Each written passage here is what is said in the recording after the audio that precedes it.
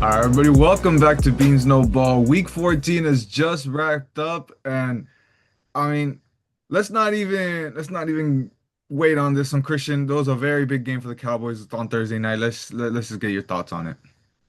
Yeah, so this was another very important game. It was a nice game stage for the Cowboys, but unfortunately, knowing the Cowboys is going to come to an end at some point, knowing them. And honestly, this whole game was just a defensive letdown, not even just on the defense themselves, but even special teams. This is probably like the worst special teams performance I've seen from the Cowboys this season overall. I mean, they were allowing what 40 yards on special teams, quite literally setting up the lines and like field goal range. So regardless of whenever they got the ball, they were always going to walk away with points, and that was the case on this one. Defense couldn't get stops whatsoever, towards the end there too. Dak pretty much had to put the team on his back once again. Those two interceptions, two drops, very, very crucial. It looked like they were having a run towards the end in the second half, but like I said, the defense when they need to get stops, they couldn't. Special teams literally they just kept allowing that much yardage to set up the Lions in scoring range, and that was the case there. They couldn't stop Gibbs on the ground game. Three total touchdowns,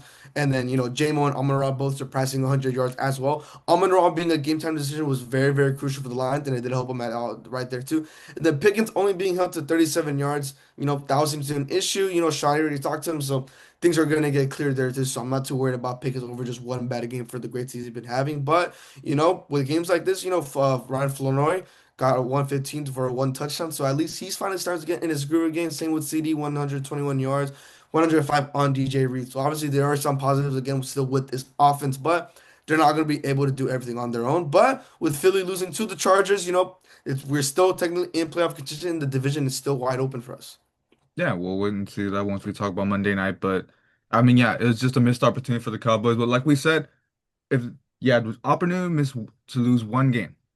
That's the game Yeah. that you can lose. Now you do have a pretty easy schedule moving forward. Now see if you can actually take care of business where No, that's to outside do, of the but Chargers, yes. Outside of the Chargers game, that too. yes. But yeah, That I is mean our you, only you have technically a, but remaining it's game. still a winnable schedule. Yeah. It's winnable out. So we'll see what they can do to finish that off. But moving into the Sunday slate, and I mean kick this off. The Seahawks heading to Atlanta.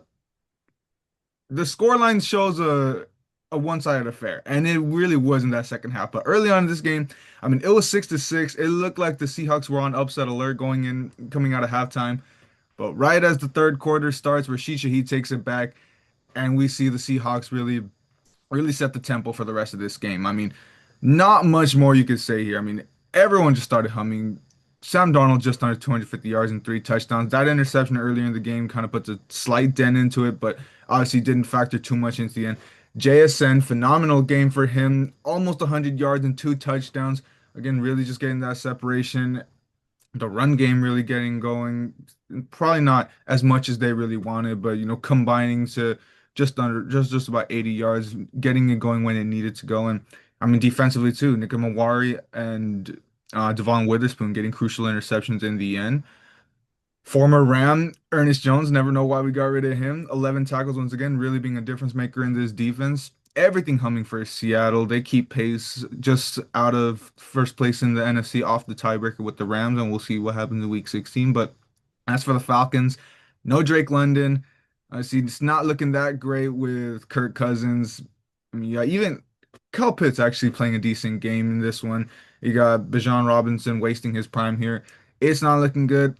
I don't want to put too much blame on Raheem Morris, but at the end of the day, if nothing changes, I mean, there's a good chance that that's it for his run in Atlanta.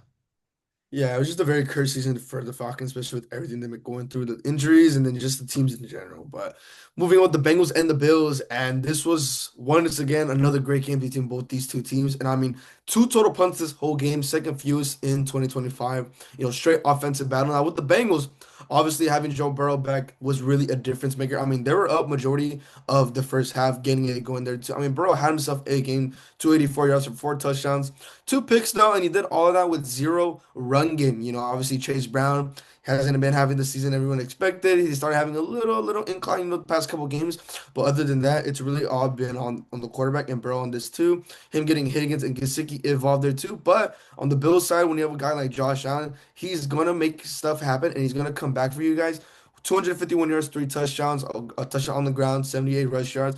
First player in NFL history with 20 plus pass TDs and 10 rush TDs in three or more career seasons. So he's having himself a career. He's having himself a season, and this is exactly what they needed. Even with Cook only getting 80 yards on the ground, which is still great, you're not gonna expect to get 100 yards on the ground every single game, and this is what you gotta expect there too. But still on the ground game, they outrushed the Bengals 183 yards to 52, so that was a really big difference maker there on the ground game there too. But it was really towards the end.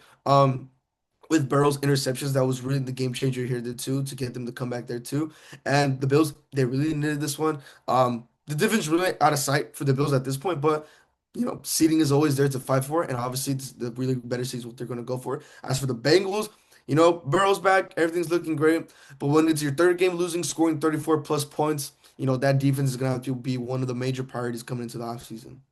Yeah, absolutely. And there's no saying that the division is fully out of reach for the Bills. I mean, you still got another game against the Patriots that could swing in some way and see how the Patriots finish the season. But I mean, yeah, realistically, it's just a fight to see how you can go into the playoffs. You're probably gonna have to play three road games, and we know that's very difficult to do. But Yeah. moving into the highly touted battle of ass, the two of our favorite rookie quarterbacks going into some the Titans and the Browns. And I mean, that Browns defense was expected to really stifle Cam Ward, and really, I mean, he pretty much did. He got two touchdowns for what that's worth, but I mean, only 117 yards. Browns defense did what they could, but I mean, offense has kind of showed out for what it's worth throughout little ebbs and flows of this game. I mean, gotta give some flowers to Shador Sanders. I mean, not getting the opportunity that he's probably rightfully deserved, and now we're finally seeing him flourish. I mean, can we just start with the end of this game primarily? That you get them in a position, you get the touchdown down by 2 points, you need a 2 point conversion to win, and you take your quarterback out of the game. Kevin Stefanski with one of the most bonehead play calls I've ever seen. Pretty much just, I mean, he's just sabotaging Shador at this point. But I mean, what a stat line for him. Sure, that ugly interception aside, three touchdowns and a 300-yard passer. First in who knows how long for the Browns. I mean, Shador got 300 yards before Drake May. Keep an eye on that. But I mean, as for the winner of this game, I mean, Kellen Moore did what he had to do. Wasn't the flashiest game, but he did it. Tony Pollard, phenomenal game on the ground for him. He was the offensive difference maker in this game for the Titans. And I mean, you really look at, like I was saying, Cam Ward wasn't getting the ball out to his receivers. I mean, leading receiver was Tajay Spears with 28 yards. So it's amazing that you get 31 points on just that type of production. But I mean, a really surprisingly good game. We were talking about this one in Bean Talk, expecting this one to be the snoozer of the week, and we got a decent game out of it. Nice to see the future of what these two young quarterbacks could be. Yeah, it's really nice to see the young guys go at it. I mean, Shador is having himself such a great game as well. Sure, it's the Titans, but I mean, for not playing a whole season, barely getting the starting job, it's obviously something to look forward to and obviously having some hope. Same with the Titans, it's just a matter of fact of, just building around both those two quarterbacks. So expect a really great rivalry coming up sooner or later in the upcoming years. But now moving on with the Commanders and the Vikes, and let's just say, another cursed season for the Commanders. You hit the NFC Championship last year, and this season just doesn't go as expected. With the injuries on Jaden Daniel, he re-injured his left elbow. Only got 78 yards in interception before the injury. Mariota went in, not looking well either, 30 yards in an interception. And then every single receiver, when the pass game is not getting going, no one's getting fed. Every receiver was held under 50. Terry was the highest at 41. And, you're looking at JJ McCarthy and the Vikings. This is exactly what he needed after the past couple of weeks with all the trash talk he's been receiving. Nine has been unleashed. 163 yards, just three touchdowns there too. Nothing too major there too. But one of the big things people have been talking about is Jettis being held to 11 yards, which is the second fewest in his career. But he already came out and saying he'd rather get less yards and win than more than lose. So that's obviously another great player love to see there too. But it's really all just gonna be a development for JJ McCarthy. You go from technically last week from being shut out to this week to shutting out your opponent. So I mean that's just the duality of the NFL. But it was really nice to see him finally get that little boost in confidence that he needed it too. It was against the Commanders, against an injured team where Jaden Daniels did leave early on, but it was definitely something that was very needed. And again, like I said, at the end of the day, it's just gonna be straight development for JJ McCarthy. Yeah. I mean, let's not jump the gun. It's one performance. We've seen a Yeah. lot more bad than good, but this is the types of performances, like you're saying, you got to see towards his development. I mean, if he could string these performances together, who's to say maybe they do have their guy in Minnesota? And that's what we said. Yeah. The rest of the season is going to be a trial run to see if JJ can be the future. If he pulls this together, we could see him in 2026. But moving into the Dolphins and Jets, I mean, the schedule just gave me two really poor matchups back to back, but a surprising one nonetheless. I mean, such a dominant performance from the Dolphins in this game. Dominated the line of scrimmage from both sides of the ball just throughout. Just a great showing from them. You also look at the other side, it is the Jets. Even Tyrod Taylor going down. You got to bring in Brady Cook. Really poor performance from the young quarterback there, but I mean, all things considered. I mean, Tua played decent, I think we've in these last couple wins we've really seen he's not really balling out, but he's managing the game well, 127 yards and a touchdown. But they've won four straight. That's the thing here. And sure, you're probably only tanking in draft position. You're not a playoff team, but same thing kind of with JJ McCarthy too. I mean, Tua and Mike McDaniel are pretty much on a trial run to see if they'll have anything to stay in 2026. And for what it's worth, they're doing a good job. Devon Achane had a good game for himself too, did go down, but Jalen Wright able to pick up the slack, and what a way to do it with 107 yards. Just overall, I mean, defensively too. Can't say enough about that. All the pressure they got on a hampered Jets D line and an inexperienced quarterback, but all the pressure, 6 sacks. It's a lot of signs that sure, it's not for this season, but maybe the Dolphins can make some noise in 2026. Yeah, really, it's gonna be a little bit difficult for the Dolphins, coming forward there too. But they're beginning the wins under their belt to kind of give them the little boost for them to need for the upcoming season. But so it's gonna all depend on to when is his performance. That's really gonna be the difference maker. But moving on with the Saints and the Bucks, and holy was this game not what I expected? I mean, I don't know what would happen with the Bucks here too. I think the bigger story with the Bucks here too is, you're going really ballsy, but you're not capitalizing. I mean, the story for the Bucks was on this game, 2 for 7 on fourth down attempts. This is what really screwed them down. And then you're losing 4 out of your 5 games since your bye week. I mean, I don't know what's going on with Baker. Only 123 yards, a touchdown, and an interception. And then the ground game was not looking too well. Bucky and Rashad White had 55 and 53 on the ground. Bucky had a receiving TD. Godwin had 55 yards. But nothing was really humming on that offensive side, let alone on the defense for both these teams. I mean, the Saints just got away with this. Even with Ty Shook even having a horrible game with as well, 144 yards and interception, right? And then, Devin Neal also going for 70 for two. That's another good thing to see. But the big story was the Saints defense was actually locking in. They held Baker to 3 to 11 for 19 yards on man coverage. So that was really the little kryptonite for Baker in this game was the Saints man coverage, which was nothing to expect. And then every receiver on the Saints also being held under 50 yards. I think it really just came down to the ballsy fourth down movements for the Bucks, not really being able to capitalize on that. But they're still on top of the division at 7-6. They are tied with the Carolina Panthers right now. So the next 2 games for the Bucks is gonna be very crucial. They're playing against Atlanta. I don't think that's gonna be an easy game for them. Right after that is gonna be the Panthers, probably gonna decide for the division.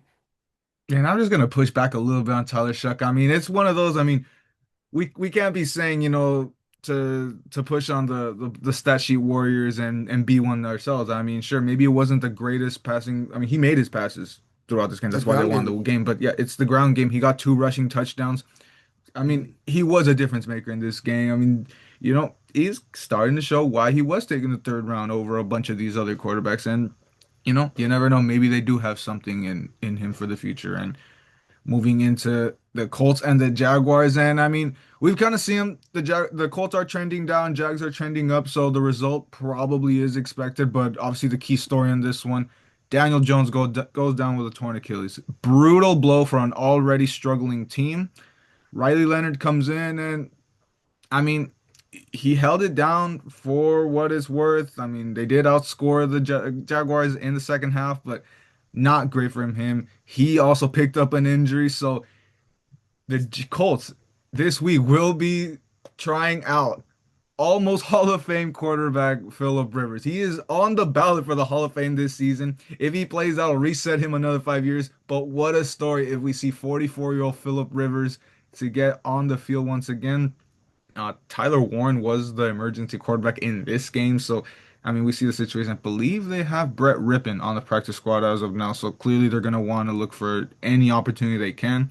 But yeah, talk about the Jaguars. I mean, Trevor played great. I mean, first and foremost, two touchdowns, 244 yards.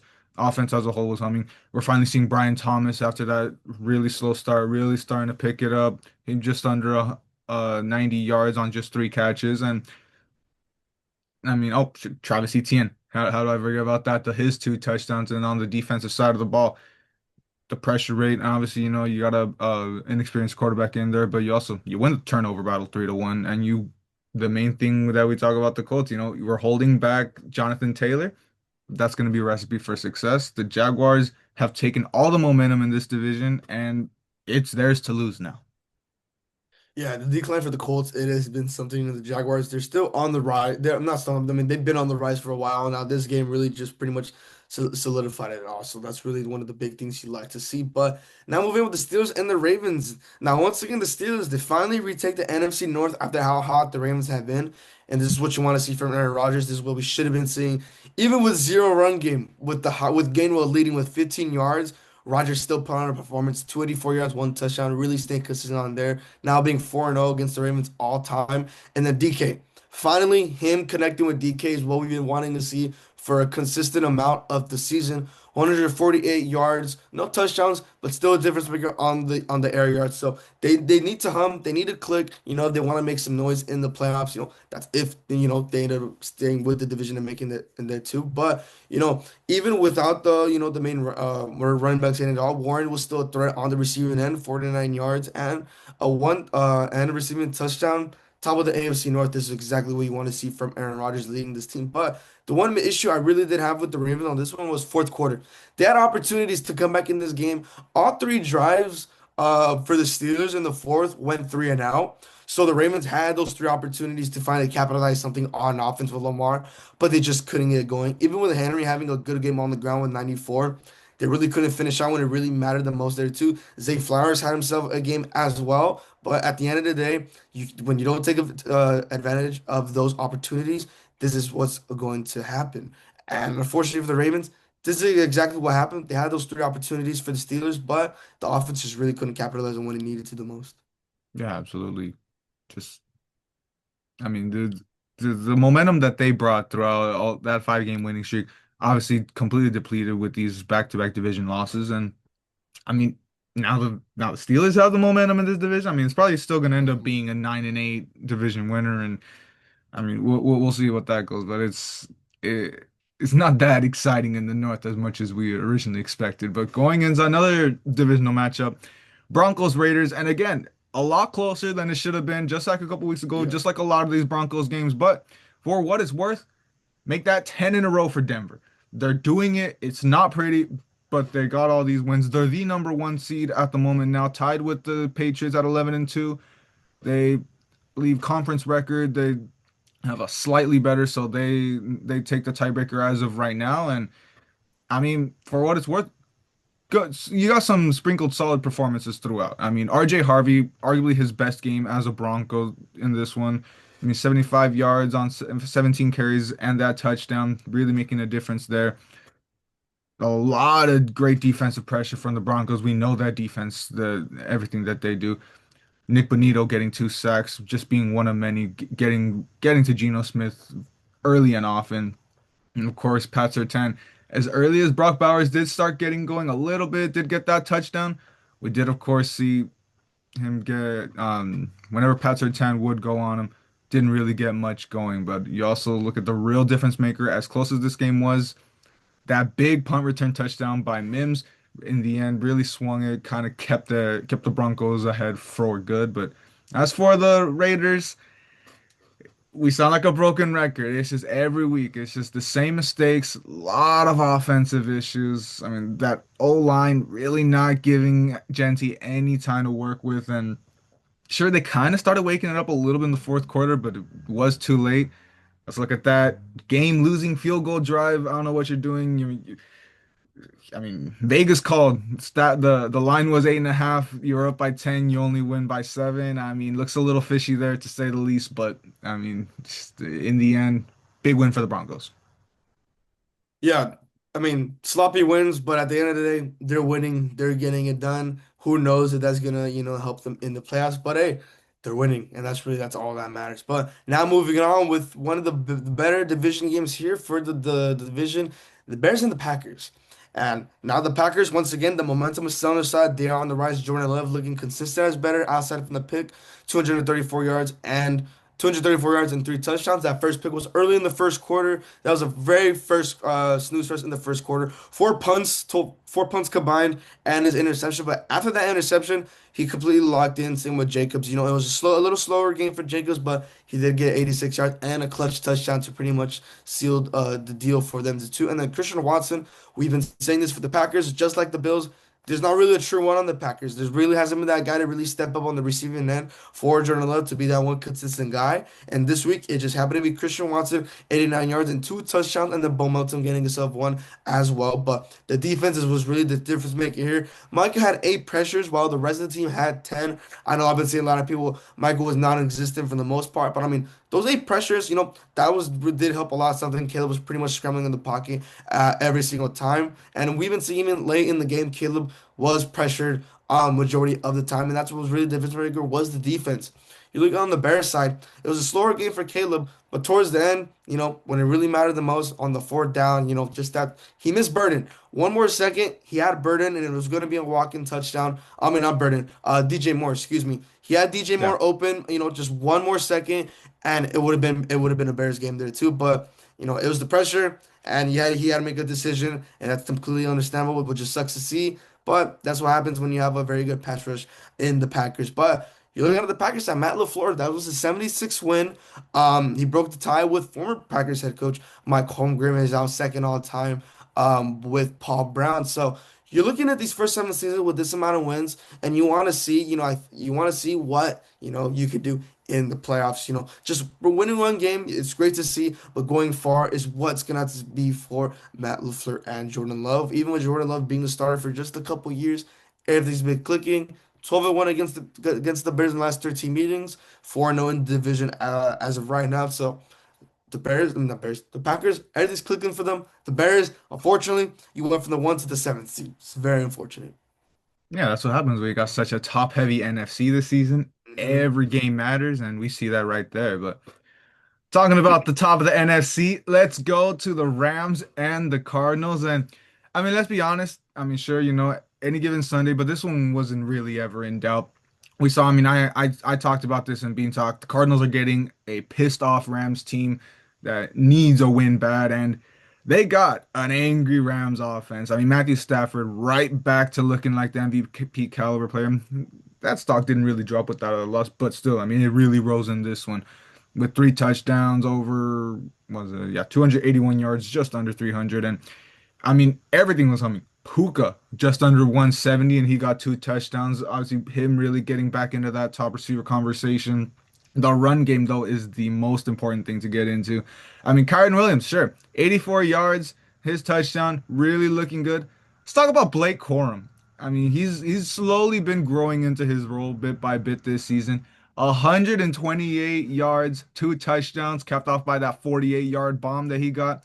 I mean, he's really growing into that secondary option for Kyron. If we can actually get them to home, I know I had some issues when you try forcing Blake into the game, but when he's on, and he looked amazing in this game.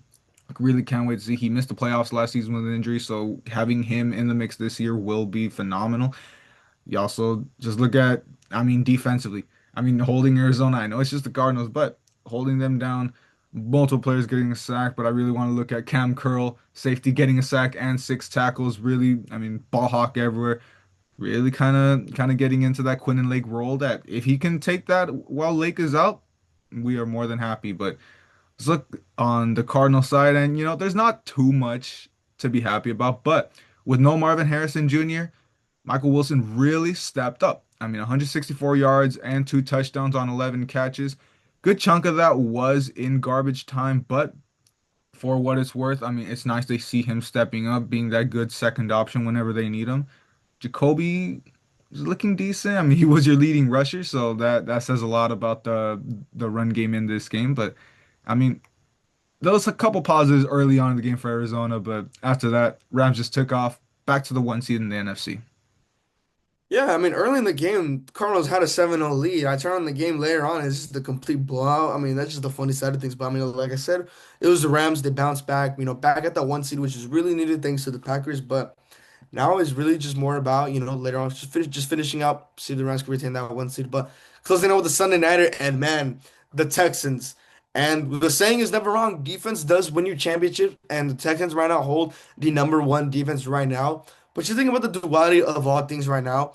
You have the number one defense. They're 7-4 when allowing less than 20 points. Now this statistic is a little skewed since those three of those losses were their first three losses, and then they later lost to, I believe, the Broncos as well. That was early in the season, but now they really Yeah. bounced back from that. But then, I mean, it just gets to show you what a defense can do, and allowing 11 games allowing less than 20 points is pretty phenomenal to say the least there too. Everyone on that side was doing their part. Well, Anderson, 7 pressures. And then Aziz Al-Shahir, this is the one big thing from that defense. He was targeted 3 times that whole game and only allowed 7 yards. So obviously great spots on that shine. Stroud had himself a pretty decent game as well. Same with Nico, 121 yards in the air. Really nice to see at least the offense started humming just a bit with CJ Stroud. But the difference maker here was the defense. 3 interceptions on Mahomes, and then he was also leading on the ground with 59 yards. So this was not a great game for Mahomes at all whatsoever. This defense was really getting to him.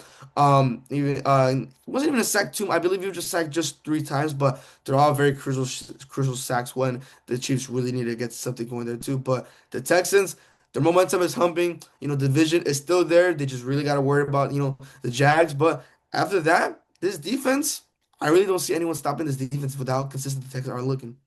Yeah, absolutely. I mean, we'll see once they run into a real upper echelon team. We'll see how that goes as this defense is actually really turned into their own. But I mean, excited to see. Really do hope the Texans pull it off and see if they can make some noise in the playoffs. I But mean, they got Cardinals. The next two games are Cardinals Raiders, so we're gonna have to wait just exactly, just but just a it's little bit. at the same thing. I mean, I know the AFC is a little weaker, but I mean, Yeah, they're still strong. I mean, you got teams like the Chargers, which yeah. let's get into this Chargers game. I mean, Monday Night Football.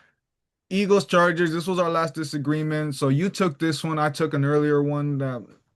That's right. You took the Bears. I took the Packers. I But took the Bears. Yeah. yeah, so we evened this one out. But yeah, I mean, this one just an ugly defensive showing. I mean, if you like defensive football, this was the game for you.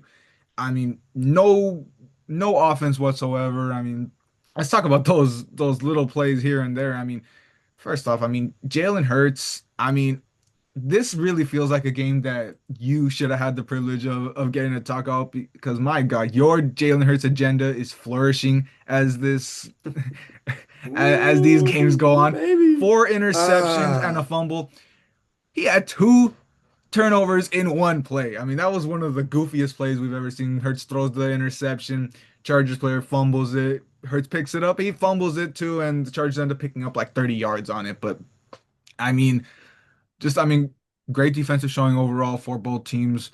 But a little bit on the offensive side, I mean, Omarion Hampton comes back huge for the Chargers in that run game. He makes an immediate impact, getting a touchdown in that opening drive. Um, Kami Vidal, the running back. I mean, sure, we got a running back leading the receiving, which it's not as bad considering it was 60 yards, so everyone else was getting into the mix. But you also look at the run game, only 66 yards for Herbert. That's why we're saying, the offensive output was few and far between. Herbert only had 139 through the air with that touchdown and an interception. But I mean, look at the Eagles. I mean, a lot of box score warrior type stats. I mean, you look at it on paper. I mean, it looks nice. I mean, Saquon was the only one that really was effectively. I mean, doing it with efficiency. I mean, he kept the Eagles in that big 52-yard touchdown to really it looked like it was going to swing this game. But in the end, like I said, the defense kind of put that to bed. This game ends up going into overtime, and I mean, Chargers do what they gotta do. They get their field goal, and Jalen Hurts just for that fourth interception, just a bonehead move. I mean, you're already deep, well into Jake Elliott's field goal range. There's no reason to take a risk in that situation. And a calculated risk is one thing, but to force that ball in to AJ Brown, who I mean we seen. I mean he had 100 yards, sure, but I mean he there was also throughout this game he was having some issues. So I don't know why you're Three taking the drops for risk AJ, there. three total drops stacking for AJ Brown. Exactly, and it's I mean I don't know why you're taking the risk there when you can easily. I know I mean you don't want a tie, but a tie is better than a loss. And now you have I mean statistically one of his worst games despite some nice yardage looks, but I mean big loss for the Eagles and the Chargers really solidifying themselves in that AFC playoff picture. Yeah, it was obviously a bigger game for me. Cowboys are still in contention there too, but just gets to show you that once again how crucial games in this league are, especially in the NFC. That Panthers game, that Packers game, we pretty much should be well on top of the NFC right now. But we're still in contention with this Eagles loss. The Eagles, I believe, need to lose one or two more for the division, and the Cowboys need to win out. But all I can do is hope at this point. Yeah, for what it's worth. I mean, as poor as they look, they do control their own destiny. It's going to come down to Yep. if you can win two games. And I mean, I don't have. I mean, I'm sure you're pulling it up right now too. Yeah. I'm gonna They see. got We're kind of Philly, going off a little Philly, bit. Okay, Philly they got got the Raiders. Raiders, They Commanders got the Raiders, twice. Commanders, and then they got the Bills, and Okay, then but the thing is, they need to Commanders. win two games, and They need to win two you already games. got Yeah. two against the Commanders and the Raiders, so it looks a little bleak, but you never Yeah. know with a good old late season Eagles collapse. Hmm. But that wraps up for the games. Let's get into those predictions. We kind of talked about them already. Split those disagreements. So believe we are 16 to 10 overall, and I mean still up there decent. I mean not that great. Had a lot of upsets sprinkled in between 8 and 6 on the week, so.